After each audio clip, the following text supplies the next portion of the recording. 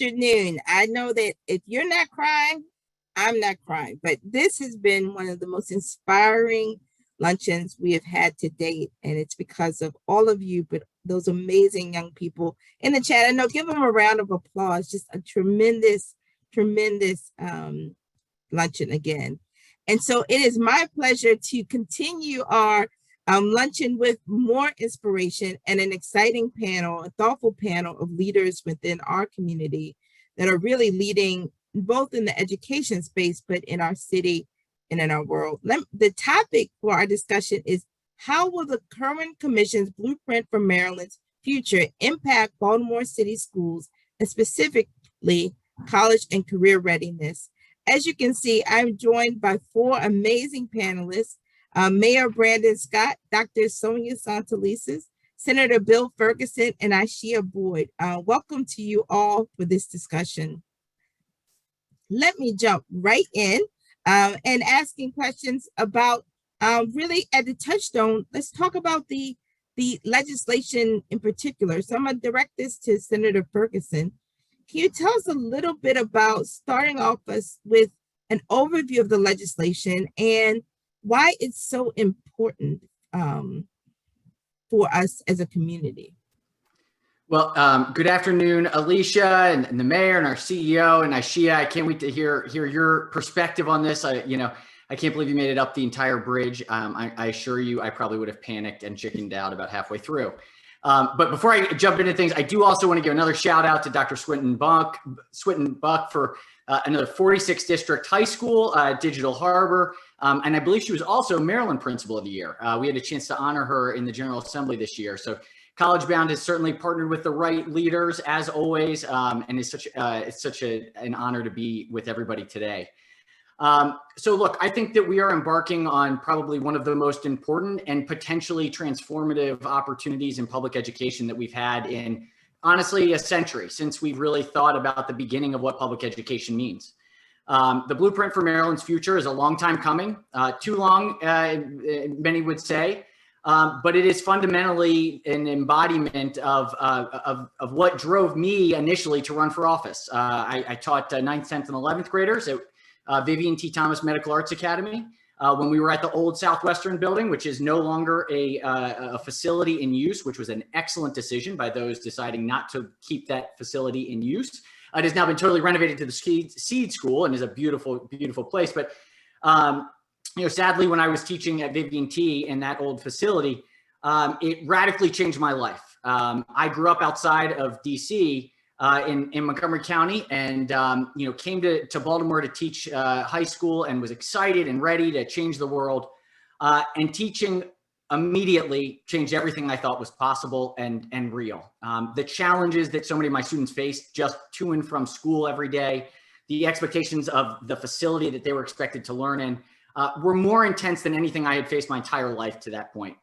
And it made me realize that the system had to be better. We are better than what we were providing for young people in the city of Baltimore.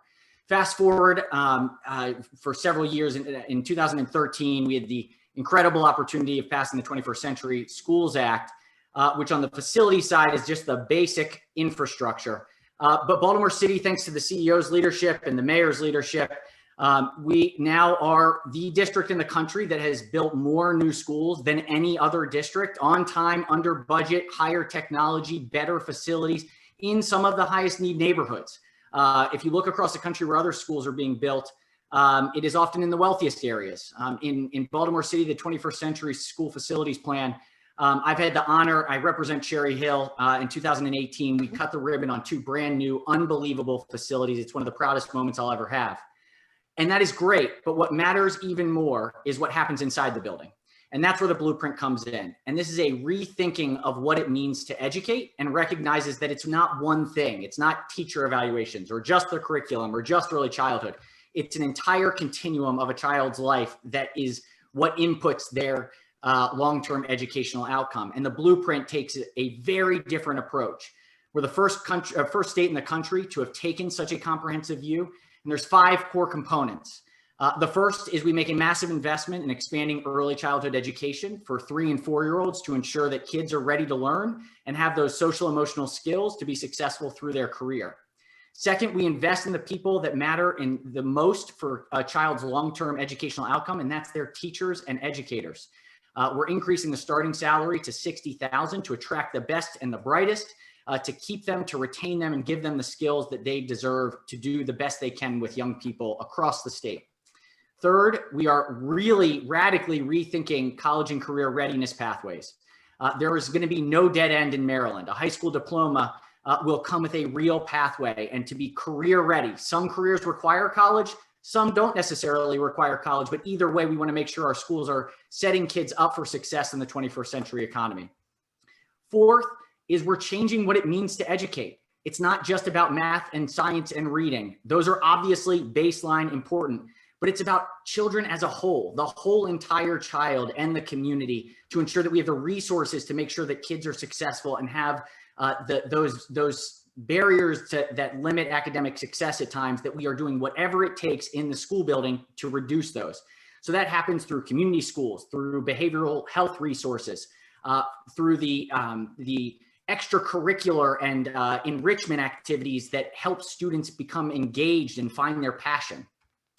And fifth, and really as important as all the rest, is a robust and real accountability system that is built around support and making sure that this influx of new funds comes with adherence and fidelity to the policy of high expectations, where we truly, truly believe every child matters.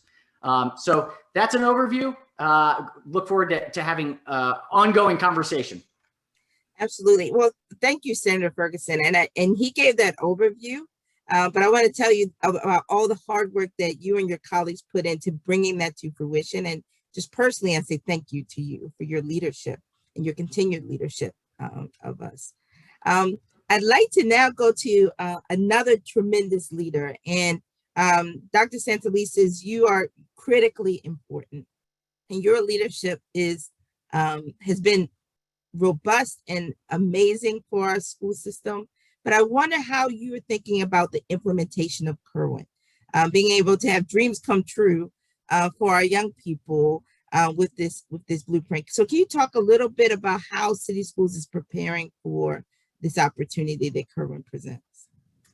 No, thank you, Alicia. And it's always great. I breathed a sigh of relief when I knew Senator Ferguson would be giving the overview. The overview is the perfect, I think, entryway into your question to me. And that is one of, I think the good news is that City Schools didn't wait for Kerwin to become final to begin thinking about what does, what should be prioritized with new influx of financial resources. And it's interesting because actually earlier this morning, I was standing in line at Starbucks and someone said to me, like, what do you think it's going to take to like really make sure that all schools are providing the kind of education we need? And is it all just about money? And I said, no, it's not all just about money, right? Like high quality principals, like Principal Swinton Buck, that doesn't require money, right? That requires diligence, professionalism, excellence. But then I started giving examples, Alicia, of what does require money, right? So making sure that every 6th, 7th, and 8th grader has a choice of world language, right? Making sure that the ratio for college guidance, right, and social workers actually matches what we know the national standard is. Making sure that all young people across the city have increased access to early childhood. And we saw this year, and Baltimore City has long been a front runner in our investments in early childhood, but having that additional support from the state dollars helps with that. So the great part is, 3 years ago, we started putting out what this influx of dollars will mean, what it will tangibly look like for families, for students, for teachers. And so a lot of those investments we're making now, and we, unlike other states, and again, it's kudos to our legislators, folks like Senator Ferguson and others. I am one of the only big city superintendents in the nation right now who has the benefit of looking at one-time federal dollars alongside a longer-term state commitment. So for example, we are already putting together an athletics plan, because we know from young people that athletics was decimated over the last, I'd say 15 to 20 years within city schools, because as funding was reduced, those are the first programs to go. And I've been, like the mayor, following the mayor's lead this summer, been out talking to young people. And one of the things that they're saying is, look, we've been cooped up for 18 months.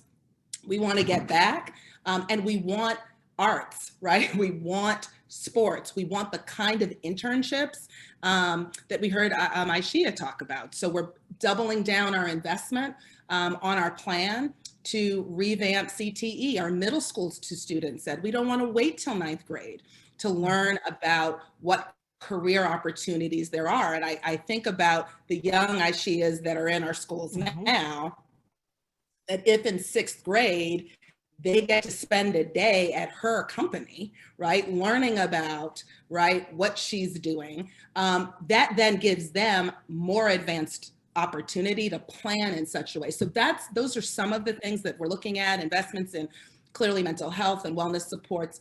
But really, when people ask me the question again, does money solve everything? No, it doesn't. But it does help in making sure that the opportunity and the experiences are there. So that's what we're really looking forward to from this.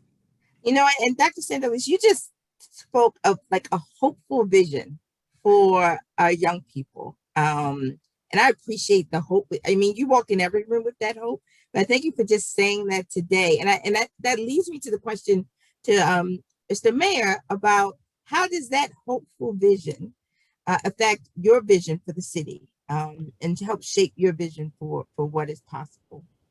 Well, thank you, Alicia. And you know better than anybody that the inability in our lifetime to really invest in the promise of our young people in Baltimore versus their failure have led to many of the challenges that have existed longer than all of us being alive to continuously happen in Baltimore. And when I think about Kerwin and the reason why I was so anxious to be a part of this effort for the Blueprint for Maryland's Future is really just that. It fits in with our vision of what I want to do here in the city, is to make sure that we're making those investments of our young people. That's why I'm excited for us to contribute more to Baltimore City Schools. That's why we are continuing to expand what we're doing with recreation and increasing our rec centers in the city and doing the great things that we have to making sure that every young person that applied had a youth works job. Our young people, as Dr. Santalisa said, are the greatest thing that we have in our city, but we do not invest in them in the way that we can. And this is how we begin to do that. This is the beginning of that conversation so that we can have, 100,000 Ashias walking around Baltimore City, because we all know they have it in them, but we have to invest in ways to allow them to grow into the best version of themselves. And that is my vision for the city, is to hand this city over to Ashia's generation in a much better standing than which I got it. Absolutely. And I thank you for that vision, Mr. Mayor. And I know personally you have, you understand and you put your effort behind that.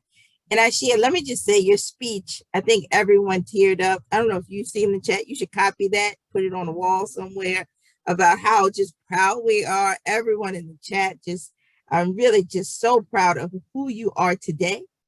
And so just like fired up about who the woman you will continue to become. And so I give this, that you are the best of us, right? You are talented and you are using those gifts and talents for our community. And so what's your perspective on why Kerwin is so important for city schools? Why is this investment in our young people just so important? Well, first, thank you. Thank you so much. Super honored to be here with you all, and I'm so thankful for your leadership. So I'll just say that. I think when you first asked that, and just hearing everyone's remarks so far, it just immediately runs me through the programs I got to be a part of in high school, like the Project Lead the Way that inspired me to be an engineer, building my first robot, doing internships, having access to a CollegeBound specialist who really saw me for me, took the time to know my interests, my likes, encouraged me to explore various colleges, helped me get a full ride. I can go on and on. But just knowing that I had opportunities and access to those programs, and realizing when I got to college and started talking to other people about their high school experiences and realizing they didn't have that, I think that's really the importance of this, of bringing more funding to Baltimore City. It's just really about student access, opportunity, and self-development. I know firsthand that the city is full of talent, intelligence, and just beauty.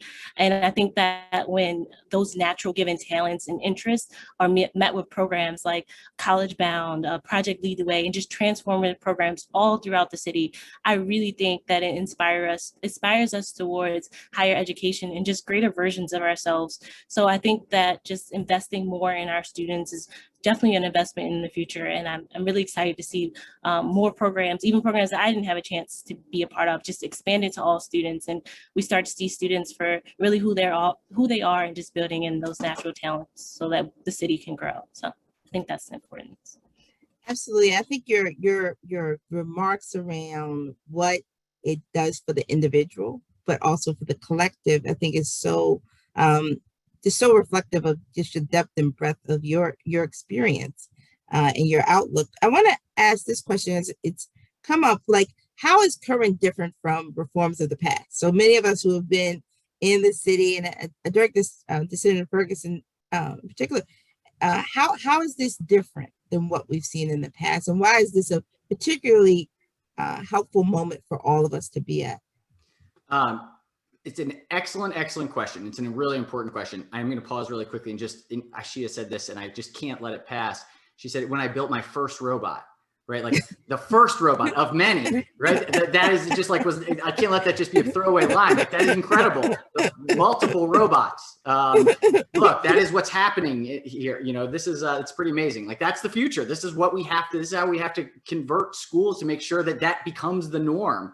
That expectation, the world is changing. So let's see, how is it different? You know, we have done other investments in education. I would say two things. And if you look at other states across the country right now, most specifically, Virginia is having this debate that they are hoping to get to where Maryland got to with this review.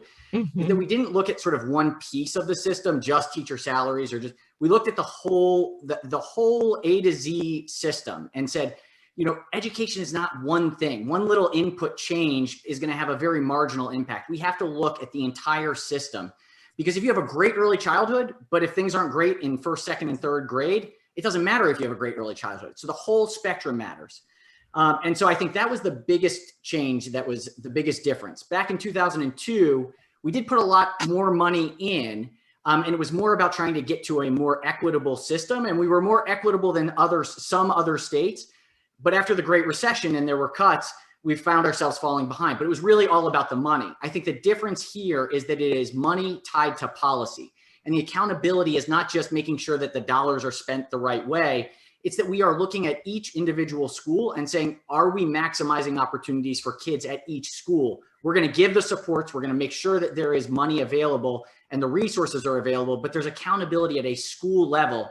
It is not sort of a system-based approach of just kind of hoping that it works out. And so the key moving forward, it was a huge hurdle to pass it and to get the funding for the first 5 years locked in and ready. The key is implementing with fidelity. And we just have to be honest and real and keep high expectations throughout, because the kids will meet those expectations. There's no doubt in my mind. We just have to make sure that we give the supports to make sure that they have the opportunity to do so. Dr. Santelises, I mean, I think as I hear Senator Ferguson, and I know we have many parents on who just probably celebrated a young person going to college, and they may have another young person still in the system. How is this going to play out in their classroom experience? Like, how will they see the effect of Kerwin in a day-to-day aspect in schools? No, that's a great question, Alicia. And one of the things that as we roll out our plans, not only for the one-time dollars, but for Kerwin, that we're actually going, we're working on answering very directly. And I would say, for example, one, young people should all have those opportunities. And I think Ashia referenced it, to meet with a caring adult who will attend to them as they plan, their secondary and post-secondary career, right? Their trajectory, whether that's college, whether that's career. What we have seen is that and we've heard this from parents and students, that when they actually have knowledge of what that pathway is, when there's someone who knows what your likes, dislikes, interests are, the way that Aishia described, we are seeing increases in young people staying on track, being able not just to graduate, but to graduate more successfully. So that's one thing. Better communication, more kind of touch and interaction with caring adults who can help guide. I think the other thing should be, and again, I heard this loud and clear from all of our students, but particularly our secondary students, is going beyond just those kind of pillars of the curriculum that are essential to be there that Senator Ferguson referenced, but it is things like entrepreneurship classes, right? Our young people want to start their businesses and they should have access to those classes. They want more than, you know, a half a year of world language, the last year in 8th grade, right? And it's not just Spanish, right? They should be able to choose French or Chinese or Swahili for that matter. So how do we embed that? So those enriching curricular opportunities, parents should see more of that choice coming in and coming in earlier. Right now, a great example, if you look at our citywide bands, instrumental music in our district, it's located in certain sections of the city. So some schools have it, some schools don't. What parents should see is more kind of equality of access, equity of access to programs that heretofore were seen as only being in a handful of schools. So those are some of the things, Alicia, that parents should, and even though it's not Kerwin, I know it's on people's mind because it's hot, and I'm going to add it, that they should be able to see more buildings with HVAC. We went from 70 schools without it to 20. That'll be reduced to 10 or 8 going into this school year. So also want, you know, because I know that's on parents' minds, it's not Kerwin specifically, but know that working with the mayor, working with the legislature, we are making progress on that as well as within our own budget. So even improved physical spaces along the way as well. Yeah, and I think what was so hopeful about what you just said was the fact that, you know, there's a handful of people will say, oh, this school or that school. The fact that it will be equity across the district, again, it's just so hopeful. I turned to the mayor and asked, you know, how do you package this for young people? Because you talk to young people a lot. You are the I would say the children's mayor. So how are you talking to young people about Kerwin and what it means for them now, but their future? Yeah, I think, and Dr. Sanchalitis knows this. If I don't spend about 3 hours a week in schools, I'm an angry man. So when I'm talking to our young people, and I often, Alicia, I always let them. I always tell our principals and teachers to do not try to script a conversation between me and our young people. I know Dr. Swinton Buck knows about my visits to Digital Harbor, and it's really about hearing from them first. And you'll get into the conversation about why Kerwin is so important just organically, because they're going to immediately talk about, as Ashia said, the things that they want to see, right? Whether it be, as the Senate President talked about, like the buildings portion of it, that they want to go to buildings that look like school buildings and not prisons, that they want to be able to drink out of the water, that they want to be able to, you know, go to school when it's hot outside because they want to have air conditioning. All these things that we have plans and things that we are now addressing and have made significant progress on, and now can see the light at the end of the tunnel on. But they also talk about the different opportunities that they want. And that's when you talk about why Kerwin is not for them, not just about money going into buildings. As the Senate President said, that it creates the college and readiness pathways for high school students on down, that it includes extensive wraparound services and things for our children and their families. Hey, you have to make it real for them. When they talk about whether they want to see more AP classes, more tech classes, whether they want to have more opportunities for internships and externships, all of those things matter to our young people. As you know, I was very proud when we were in high school to have an internship at the Afro, where I got to leave every Wednesday to go over to the Afro to work and write on newspaper articles. That was a big deal for me. our young people now want the same thing, but in a 21st century way. They want to be able to do great things and have things available to them, and they want to be a part of shaping that, which I know through Dr. Angelis's leadership is also one of the ways we're looking at it, because what the system is doing is very inclusive of the most important voice, and that's the student voice. And as you talk about the both you and Senator Ferguson talk about the city as a contributor. The question was posed: does current require an increase in the local contribution to the school system? So you can talk a little bit about that, Senator Ferguson, about that contribution, or Mayor Scott, either one.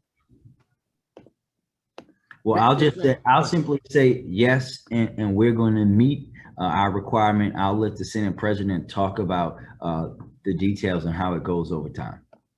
Sure. So, in Maryland, like in many states, public education is part of our state constitution. So it is a state responsibility.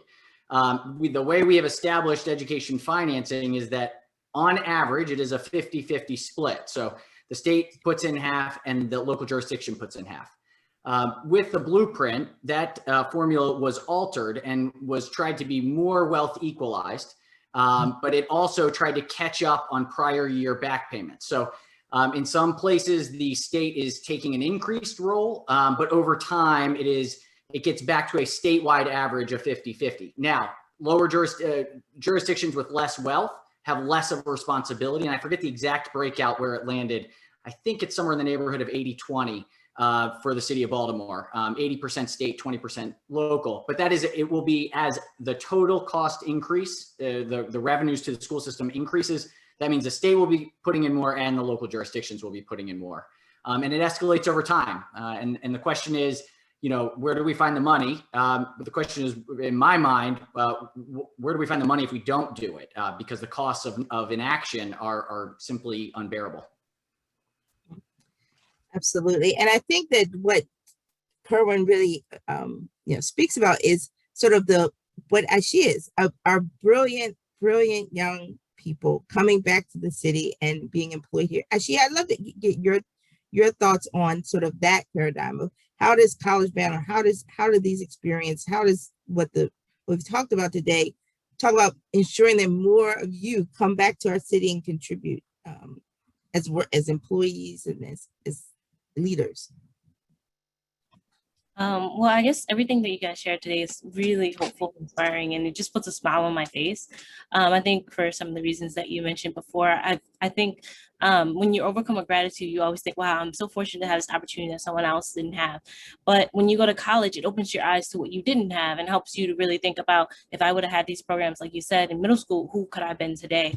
So it's great to see that these programs are going to be accessing younger students and being a part of the pipeline all the way, as early as possible. I think that's super important. And then I think one of the questions you were asking was, I guess, the impact of CollegeBound. So with CollegeBound, that was so important to me. My CollegeBound specialist is still a mentor to me today.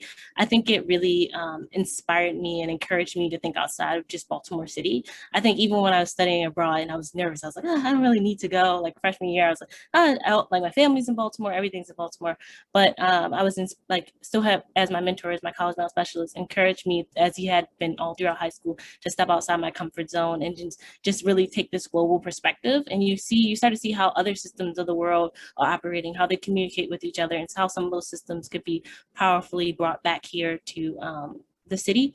So I think that, again, CollegeBound was good in terms of perspective, in terms of visioning, in terms of wanting, also just seeing and listening to you all and having mentors like that. It inspires you to want to give back. So I think we're starting to really build, or at least from my perspective, starting to really build this continuation of giving and this continuation of wanting to build and uplift people even before you graduate college. Like as a high school student, how can you help middle school? As a college student, how can you help high school students? And I'm just really excited to see how that will uplift the community.